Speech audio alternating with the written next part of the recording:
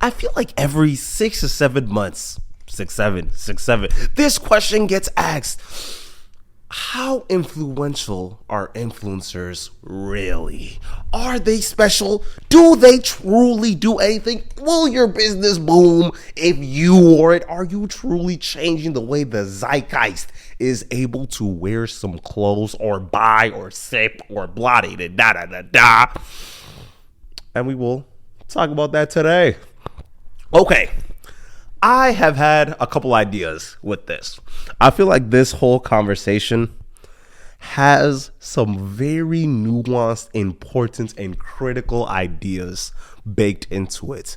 But I feel like anytime it's brought up, it's coming from a place of hate. It comes from meat munching. And it's so upsetting because this is a truly philosophical idea that we are presenting each other, right? Okay.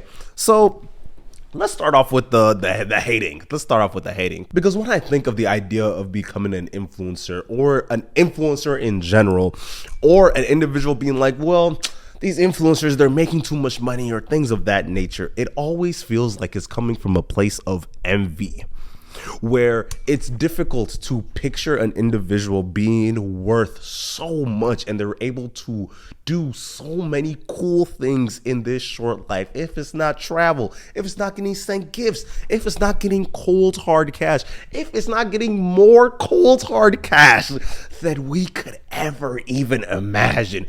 Do you know what 30K a month is? That's obscene. The envy of seeing somebody that you personally know randomly get 300,000 followers. Even worse, I couldn't imagine you're sitting back and your high school bully got 500,000 and opening up gifts. They got 500,000 TikTok followers. All because they make a meme. They mog on the screen, and that's why they have so many followers. And you just have to sit there every single day watching their videos. And I feel like it also plays a part where TikTok does this thing where you will consistently see the people that you know personally just to play a point because of TikTok is petty. TikTok is inherently petty. The envy of seeing someone that you know just randomly get 300,000 followers when you feel like deep in your heart you could have done it. And then you look around and then you start seeing the insane amount of random people doing random thing on apps and getting their whole life paid for is astonishing, especially when you have this gut feeling that it could have been you, it should have been you, and then you get to hating, you get to feeling like, what is the difference between me and them? Are they truly that entertaining?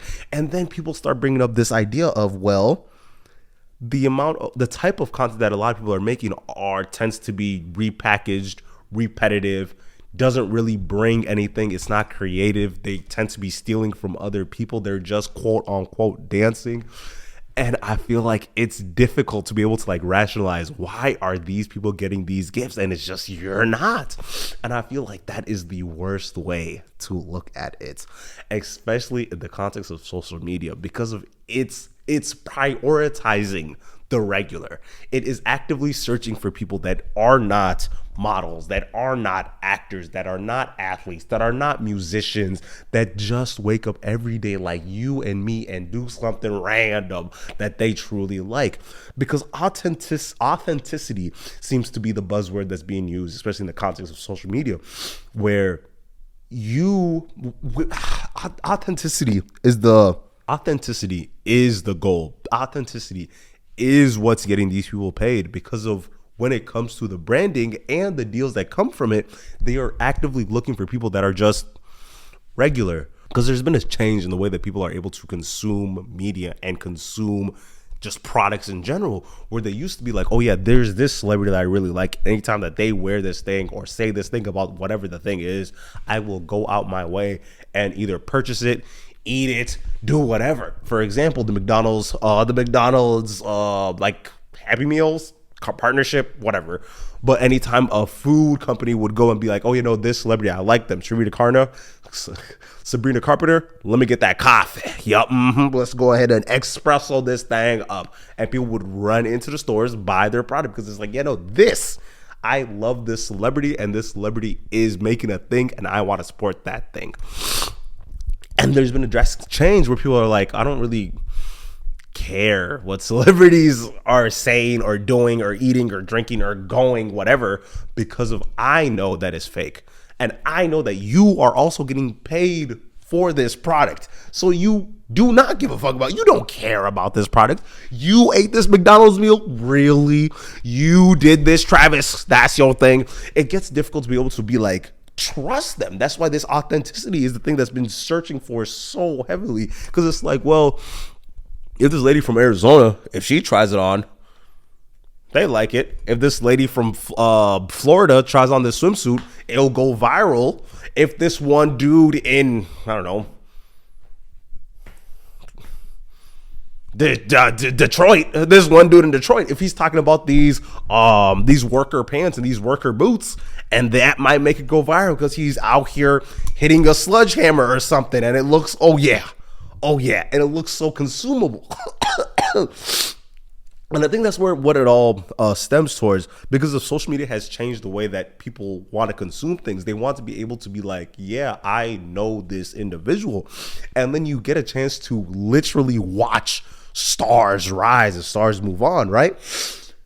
And that's where it gets important, because of there hasn't been, well, let me not say that. It is very difficult to say that you've been along the ride for this whole time, especially with a lot of up and coming artists, because it's like you don't get a chance to find new artists anymore. Well, back then you didn't get a chance to find new artists, because it's like if you wanted to be seen, if you wanted somebody to hear you, you had to go through these pipelines.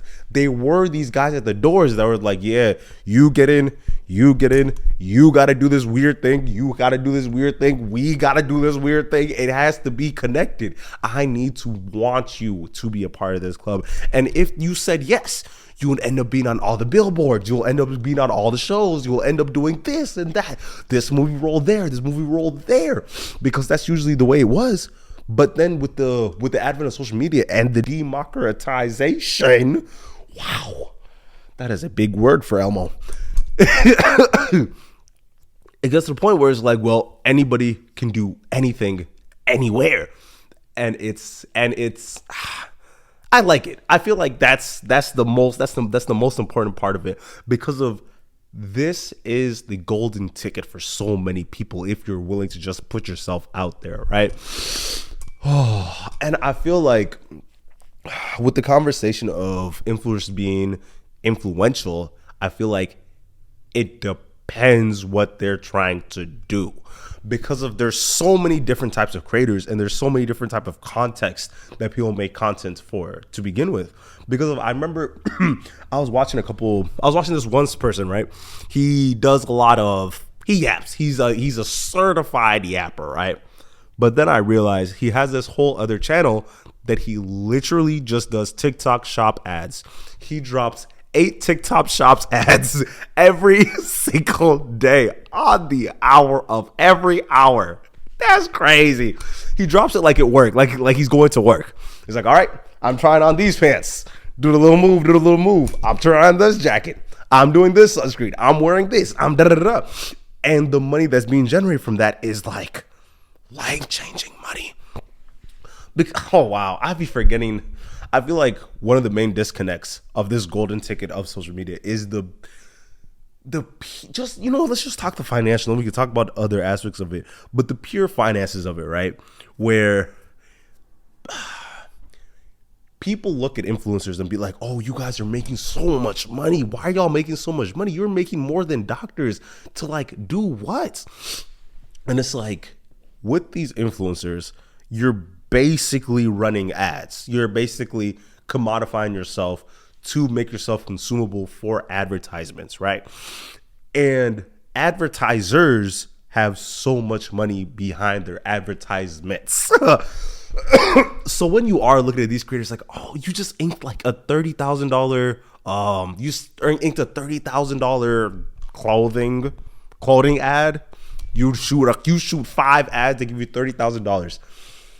And you're like, that is so much money. But then you look on the back end, it's like, oh, those ads generated you $2 million? You made $2 million from the ads that I sent you? I could at least get 30,000. So let's really be serious. Let's really be serious because of that. Honestly, that's why the government fought so hard for TikTok to begin with, because of the marketing potential of that app is second to none, because the amount of viewers that it has every day is also second to none. But honestly, I feel like the part that is the most upsetting about it all is the fact that people seem to love attacking the creators, but they don't recognize that is like the lowest part of the totem pole. They are getting the least money. They are the only ones that you are able to see. And that's why you're out here directing all your hate towards these individuals. And that feels like it feels disingenuous, because there are some critiques that you could give to a lot of influencers where it comes from the ideas of like stealing content, or being able to recognize that the global climate of, or being able to recognize global climate footprints that is being caused from the consumption of this individual's content. Those are some real critiques that you could be coming and bringing on, but it feels like it's so hard. It's so lackluster when you recognize that you're only hitting on the most envious aspects of it. But I do honestly understand it, especially just from the optics of it all, because you'll see how much bread a lot of influencers are making, and it's like, yeesh. People dream of being influencers now. Like, that is like the main thing where you ask like a bunch of 10-year-olds what you want to be in the future. They're like, oh, influencers, right? There's more kids that want to be influencers than doctors. There's more people that want to be streamers than doctors. Will that show its face in society later on in the coming years? Definitely. Will it be hard to get a transplant? Probably. Is it going to be difficult to be able to see if your heart is ticking correctly? That's a conversation we can have for another day. But I feel like the amount of bread that is in social media is really corrupting what people really want to do with their lives, right? Because you can look at it like this. You could be like, okay, I'm going to go into nursing school, and then I'm going to make content in the context of me going to nursing school. And then you'll end up making more money making the content than if you actually went to the nursing school. And I feel like that is such a dangerous circularization of what's going on that I feel like it will show its face in so many harmful ways. But that's another combo.